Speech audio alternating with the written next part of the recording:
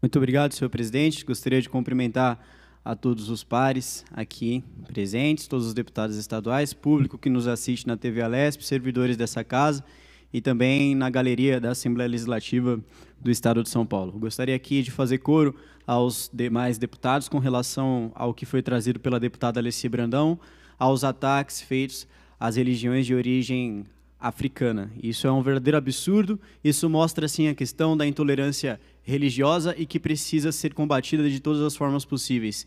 Acredito que a deputada Alessi Brandão, assim como a maioria dos deputados dessa casa, se não todos os deputados dessa casa, são radicalmente contra a intolerância religiosa, e deixo as minhas palavras de apreço ao que foi dito pela deputada Alessi Brandão, aproveitando e puxando o gancho do que foi dito pelo deputado Gil Diniz, com relação ao que vem acontecendo aos cristãos. Nós também temos, infelizmente, em pleno século XXI, ataques sendo feitos às religiões cristãs, não só no nosso Brasil, como no resto do mundo, seja protestante, seja católica, sejam os próprios espíritas. Nós temos, infelizmente, ataques que acontecem de forma sucessiva, e nós temos, né, também por parte, já que essa casa resolveu criar uma comissão de relações exteriores, o que eu não sou contra. Eu acredito que o Estado de São Paulo, como Estado extremamente importante no assunto de relações internacionais, tem muitas relações econômicas, muitas empresas internacionais que vêm para cá e que o nosso governador, inclusive, costuma fazer muitas viagens para fazer um apelo. Nós tivemos aqui em 2018,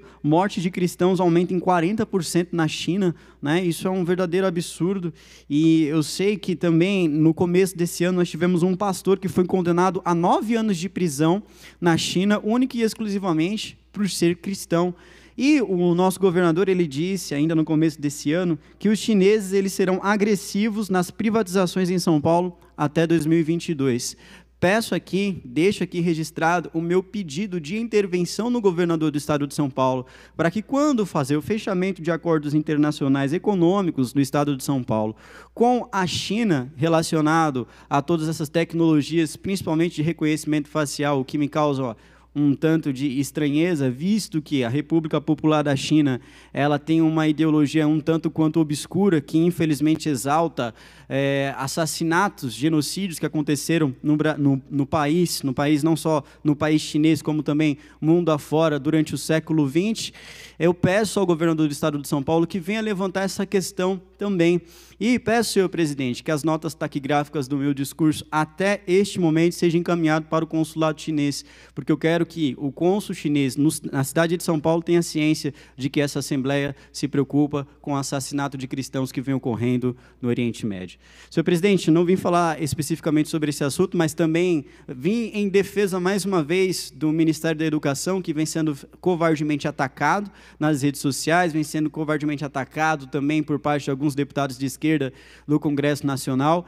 E eles, o que mais dizem, que o nosso ministro da Educação, Abraham Weintraub, ele não tem competência para poder seguir esse cargo, porque não tem nenhum tipo de aprimoramento, nenhum tipo de eficiência com relação à educação no nosso Brasil. Eu vim desmentir isso. Nós tivemos aqui no ano passado, o MEC ele realocou recursos, descontingenciou 1,1 bilhão para universidades e instituições federais. Nós temos o programa Futurice, que tem o objetivo de dar maior autonomia financeira a instituições federais de ensino superior por meio de estímulo à captação de recursos próprios e ao empreendedorismo. Eu não consigo entender porque alguém seria contra essa proposta maravilhosa que está vindo do Ministério da Educação. O programa Novos Caminhos, que tem diversas entregas para a educação profissional e tecnológica, tem a finalidade de aumentar, inclusive, em 80% o número de matrículas na área tecnológica. O programa Educação Conectada, em que o MEC repassou 224 milhões para conectar 100% das escolas aptas a receber internet e 60 milhões para levar acesso à web a 8 mil escolas rurais. O programa ID Estudantil, de forma inédita, o próprio MEC ele vai emitir uma carteirinha estudantil digital e gratuita, pode chupar aí, União Nacional dos Estudantes, por meio de informações do Sistema Educacional Brasileiro, que é o novo banco de dados de estudantes do nosso país. Isso sem falar também no Programa Nacional de Escolas Cívico-Militares, que é uma maravilha. Inclusive, nós estamos lutando para que o próprio Estado de São Paulo ingresse nisso. O programa Conta Pra Mim, né, que tem um programa de estímulo à literacia familiar, ou seja, da literatura pela família para as crianças, e a Política Nacional de Alfabetização, que inclusive eu também trouxe um projeto a essa Assembleia que fala muito sobre esse tema, que é importantíssimo, né, nós cuidarmos, apenas para concluir, senhor presidente, nós cuidarmos e combatermos essa questão do analfabetismo, não só o analfabetismo em si, como também o analfabetismo funcional, que infelizmente se impregnou no nosso país. A gente tirar essa questão do método Paulo Freire e trabalhar de uma outra forma. Volto no grande expediente para poder concluir o meu discurso. Muito obrigado, senhor presidente.